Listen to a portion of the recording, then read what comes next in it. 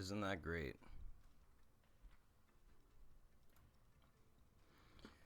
Okay, just double check. Okay, everything's good. How's it going, guys? I'm gonna raise the volume of the music because it's really low. Okay, so what today is going to bring you guys for being on the stream is a little bit of info on Octavia's Anthem. I'm sure you guys have already seen this. If you haven't, this is live. This is a thing. Octavia's Anthem is going to be the name of the newest update, and as you can tell from the name, Anthem, that means BARD frame. BARD frame is coming. Now, one thing that I did want to let you guys know is I actually recorded an entire video, like a 15-minute video, on this entire thing, me going over a bunch of speculation on this whole comic thing, and me going over all the abilities and how the abilities synergize and everything of the sort, and then it didn't record. Like, it recorded, but the recording got corrupted. So I was like, okay. So I went to go record it again, and I recorded it again, but then it got corrupted again. So I'm not really sure what's up with my normal recording software, but I don't know if it's a problem with like it and Ryzen or something. I don't know. That's my guess. It's a problem with my new CPU, since it is, very new. Oh shit, that's very loud. Since it is very new, so yeah, my recording software just doesn't really like that right now. Hopefully they fix it. I sent in a request to them. We'll see what happens. One thing that I did want to let you guys know is I do have, as you can tell, I have a bunch of different things here. I do have, where is it? Here. I have this right here. This is probably going to be what the glyph is going to be. Let me know what you guys think. I'm not really sure if I'm going to stick with it. I mean, I probably will. Another thing I could do is round off the edges here. You know what I mean? Round off these edges. And then round off these triangles. That's another design I was thinking about.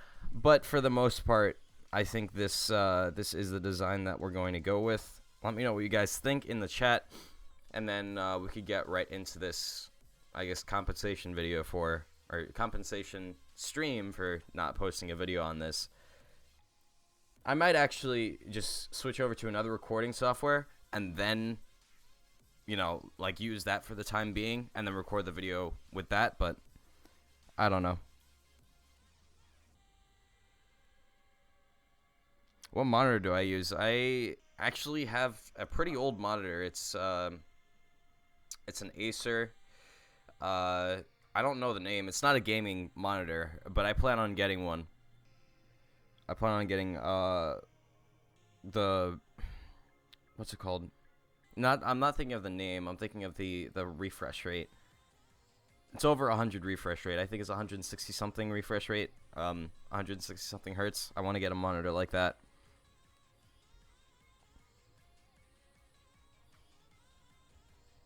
I have a PS4. Okay. Well, this is going to be the glyph most likely, as long as you guys like it. Yeah. I also talked to Drew, and he said that Tenno'sScript is okay, so we're good on that end. By the way, if you guys do want to know what this thing says, it is fellow Tenno up here, and then Tenno Defton.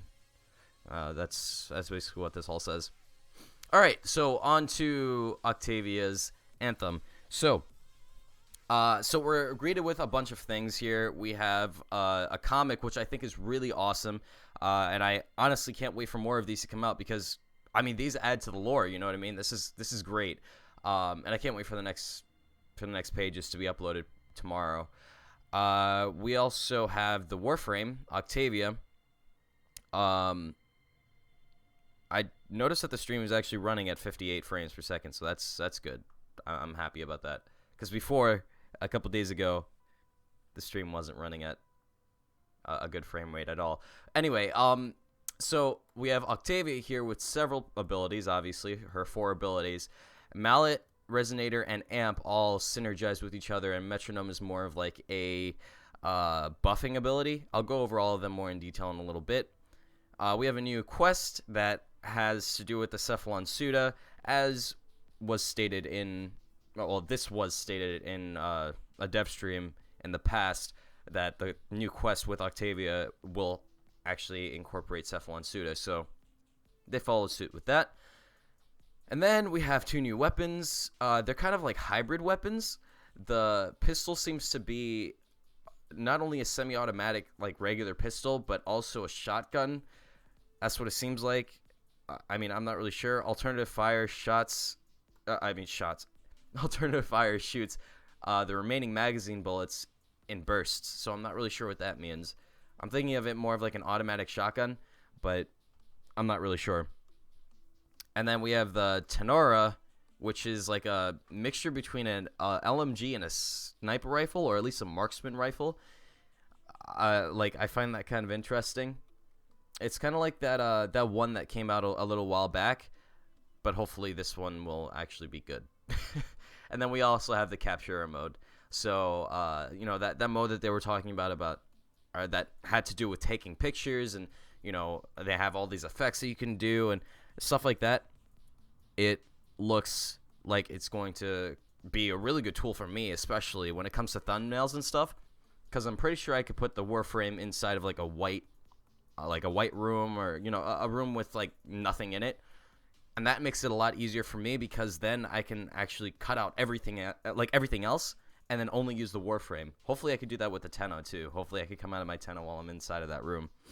But that'd be really cool. I just noticed that somebody asked for the link. I will post the link in the chat in a little bit.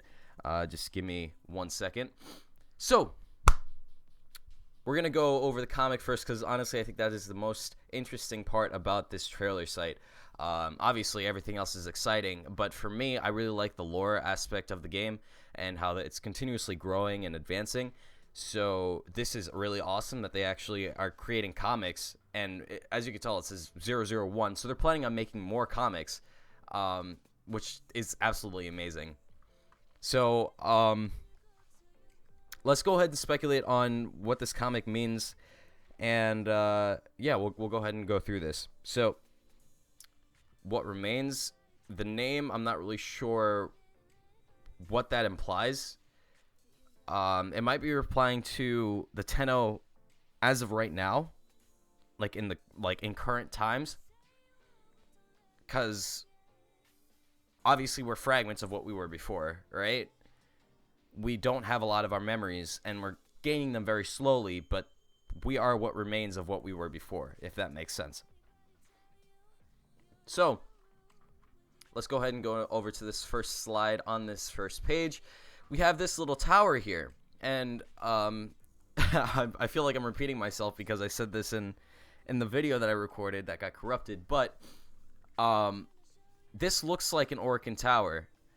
So obviously this is in the Orokin era, because everything looks very bright. It looks like it's on Earth or something like that because of the clouds.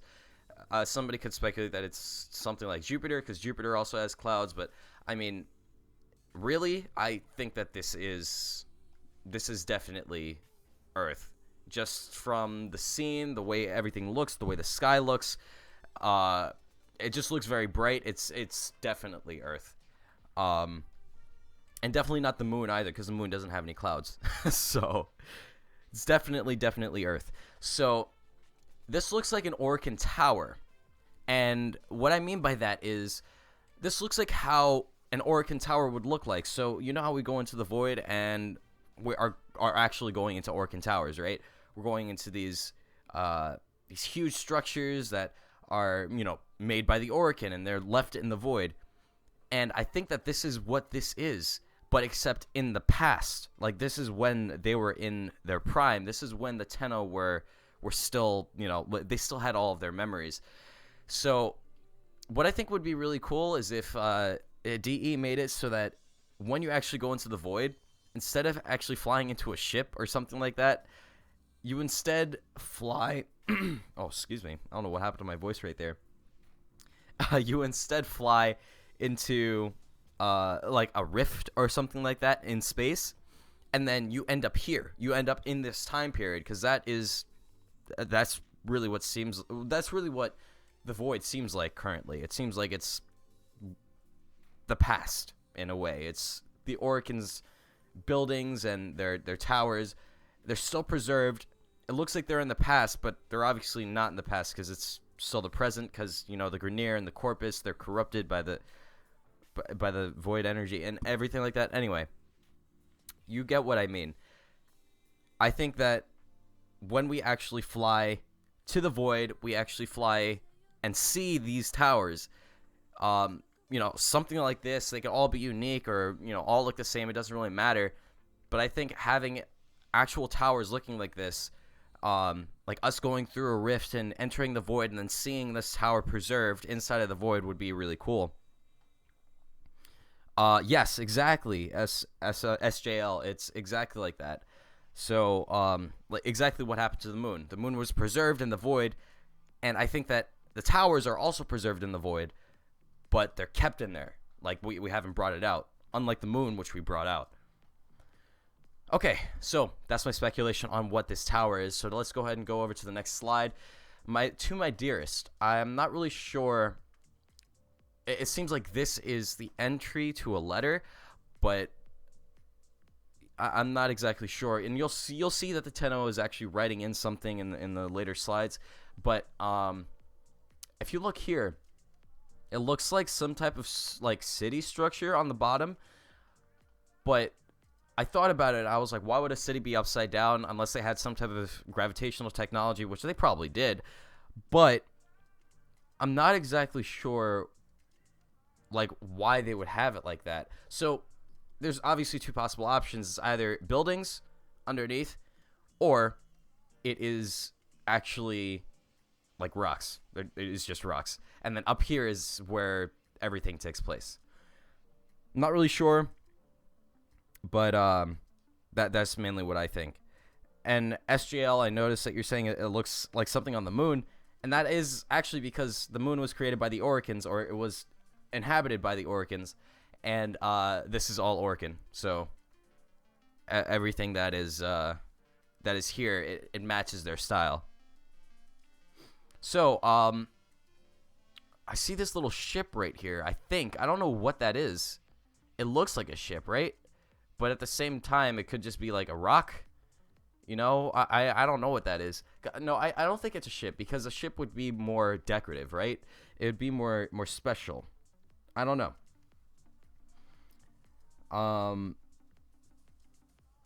So I'm not really sure, but this is definitely a platform of some kind. Maybe I don't know. Maybe this is like the ships that we have, where there are no windows, but on the inside we can see outside. You know what I mean? Maybe it's the same thing here, where all of these are those one-way windows that we have on our ships. I don't know, something like that. And then we have this. This looks like some kind of palace. So I'm not sure. Because if this is a palace, that wouldn't really make much sense for a Tenno to be living there, unless this is after the Tenno actually eradicated the Orican.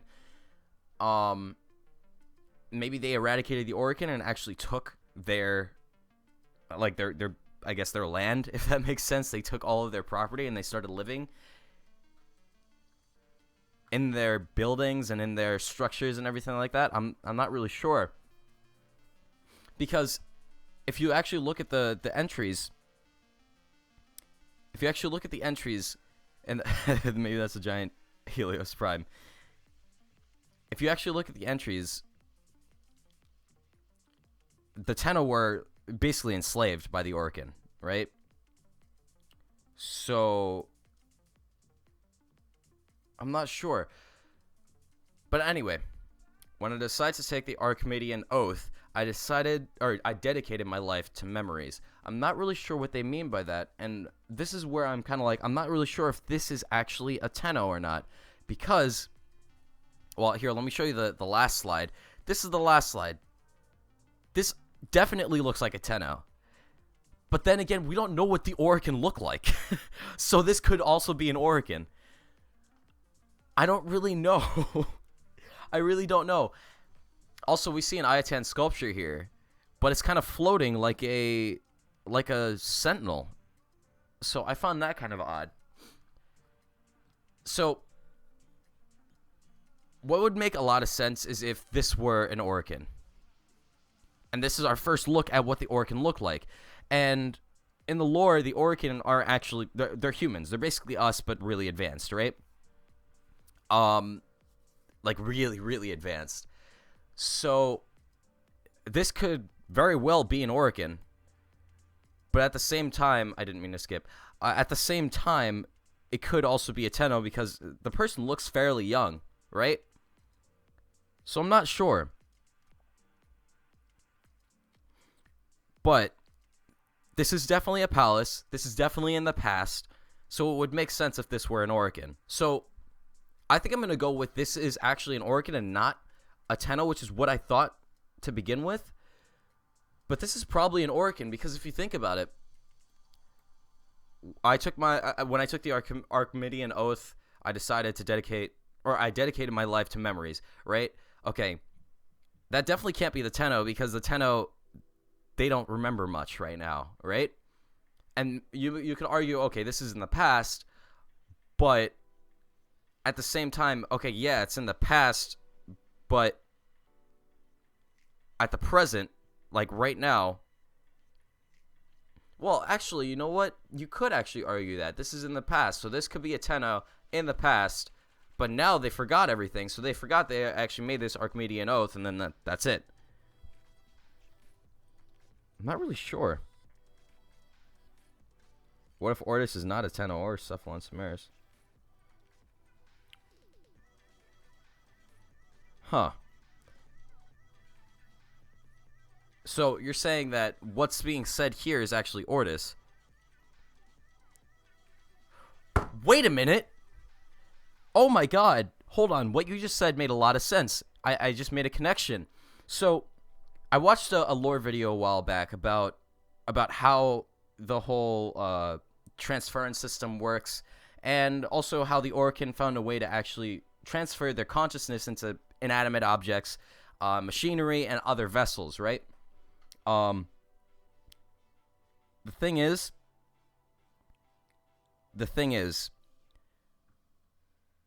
this could actually be Ortis. This could be Ortis in the past, which would make a lot of sense because Ortis constantly mentions stuff about the past. I mean, obviously he's broken right now, and he's forgotten a lot of stuff because he's made himself forget a lot of stuff, but he does mention a lot of things about the past. So this could be Ortis in the past. Ortis might have been an Orokin in the past. Maybe Ortis, Margulis, it might be Margulis, but no. I don't think it was Margulis because Margulis was female. This looks like a male. Or maybe not. Dude, I don't know. This is a lot of speculation. This is a lot of guessing. So, I mean, this definitely looks like a guy. But then again, the angle, we can't really see any breasts or anything like that. So, I mean, I'm not really sure. It could be a female if we were looking at it from, an angle, from a particular angle, but we're not really sure right now. Ortis was an Orokin mercenary. So,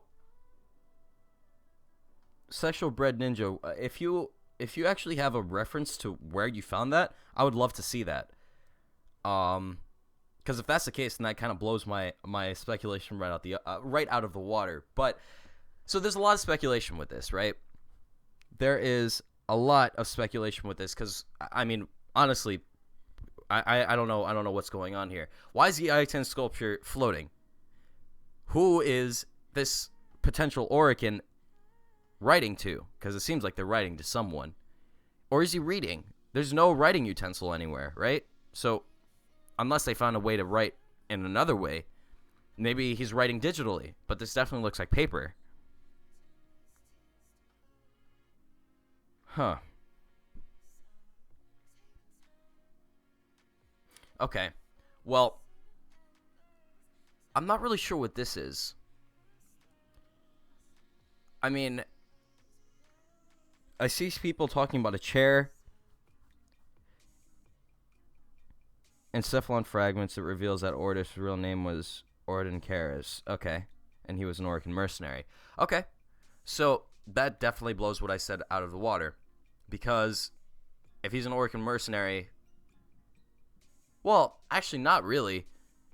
This could have been after he was a mercenary, or was he condemned to being a machine while he was still a mercenary? Like, did he go against the Orokin and do something, and then they kind of put him inside of the machine?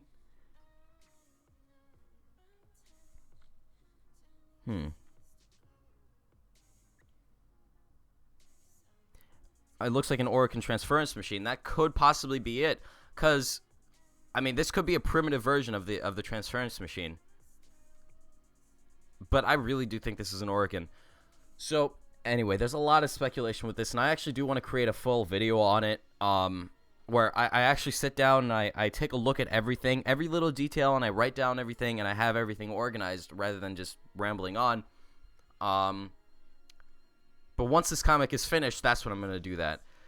And I'm really excited for that, because I honestly love the lore with this. It's really interesting, and it's cool that it's constantly being adapted and constantly being changed. So I definitely want to, enhance that. I want people to understand it. So if you guys want me to do a lore series, that'd be really cool. I would love to do that. Researching lore in this game would be awesome. Anyway, let's go move on to the other stuff.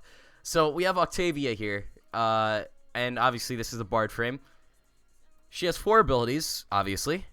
Mallet, which basically, from what I understand, she kind of throws something on the ground, and then enemies that come near it, it damages them, and then also it draws them near the object. So it's kind of like a crowd control effect, really. Also, damage that's inflicted on it increases its damage. So it definitely is a stackable ability. Like, it will. Honestly, I think it will do really well in late game, because the more it gets damaged, the more damage it outputs. So that will be really cool. Okay, so I see some people saying stuff about the lore series. I'll probably do it. So we have Resonator, which launches a roller ball, which I'm expecting to be this thing in the back, right? It launches a roller ball that charms followers to follow it, and then when you combine it with Mallet, it actually creates a roving ball of sonic destruction. I'm not really sure what that means, but I guess we'll find out when I actually do my my Octavia review when it comes out. Most likely on Friday. I honestly think it'll be out on Friday. Let's cross our fingers.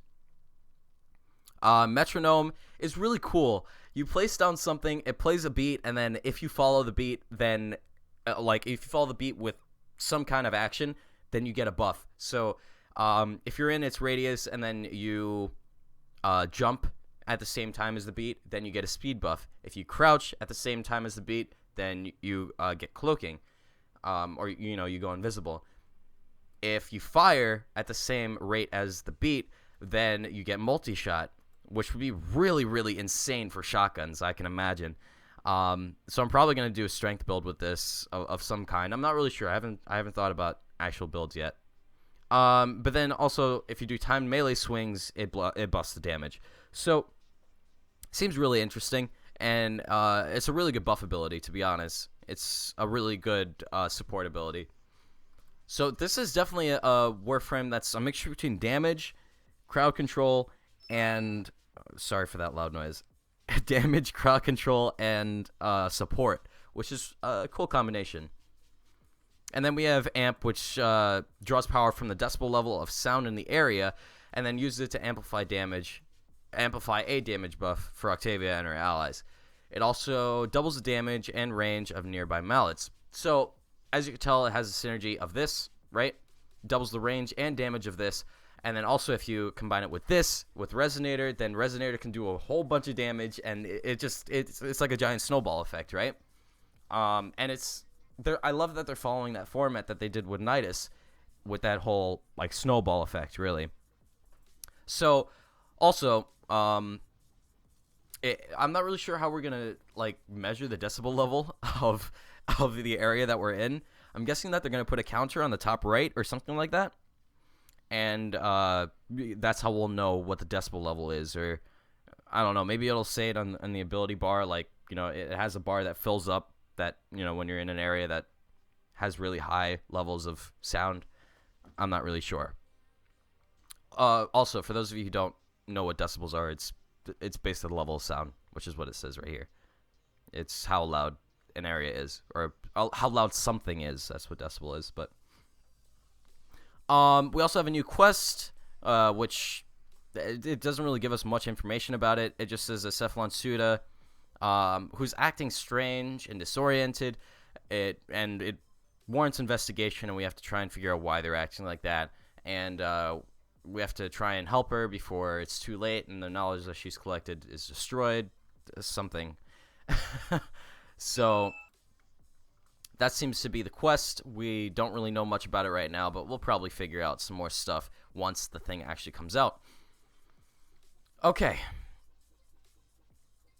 You know what I just noticed? I think that they've had this date of the 24th for this set for a while, because D.E. Drew actually asked us to send him the glyphs before the 24th, which would mean he was expecting to implement it by the 24th. So let's hope that the update will come out on the 24th, on this Friday. So the Pandero is a deadly semi-automatic pistol. Alternative fire shoots. I keep on saying shots. Shoots remaining magazine bullets in bursts. So this is definitely an interesting hybrid between, it seems like, automatic shotgun and semi-automatic pistol. And then the Tenora, which is an automatic rifle that ramps up the fire rate and accuracy the longer you hold fire. So it kind of adds a little bit of dynamic to the weapon. So the longer you fire, the better. Like the faster it'll fire, and then the more damage it will output. So it kind of reminds me of the comb in a way, because with the comb, the more you shoot, the kind of the faster it gets, but it reaches a peak after like the first second or so. But then also it increases damage, obviously, with the comb, because more bullets after more time equals more damage. So this would probably be the same thing, right? So, and then the alternative fire is a powerful single charge shot. So this seems like an interesting weapon. I can't wait to get my hands on it. And then the Captura mode, which, as I said, I mean, it's been covered in a ton of dev streams already, but it's kind of like a photo booth, really. So you could go into a bunch of different environments, and you can take pictures, and you know, it'll look really nice, and you know, a bunch of stuff, right? A bunch of stuff. So you could choose a spawn location, I think. No, you can spawn in enemies. You can't choose the enemy spawn location. But there's a ton of locations that they're going to provide. You could slow or speed up time, and you could add like depth of field, and you know, a bunch of different filters, and a bunch of graphics options to make your picture look really nice, I guess. So all of this is going to be really cool. I see nothing about the Limbo update, please. I really want that. But it seemed like they were done with it like way back when, so I hope that they will put it out with this update. Anyway, that is basically it for this update, or at least that's what they have given us. Another thing is actually, if I still have it here, I do not. But another thing was weapon balance. They did a lot of weapon balancing for a bunch of different weapons. So a lot of the old weapons that you never really looked at or you never really used, they balanced those so that they are more practical in combat now. And a lot of them are actually really good, like, changes. One that I noticed that caught my eye was the Harpack. Instead of having the charge for the harpoon, it actually instantly shoots a harpoon. So that's really good. But that's one thing that I just noticed. So that's basically it. as I said, I will post a video on this whole webcomic once it comes out, giving full speculation. I'll write down all my notes. I'll, give my full opinion on it, and then leave it up to you guys for the comments to actually put something and, give some kind of speculation of your own.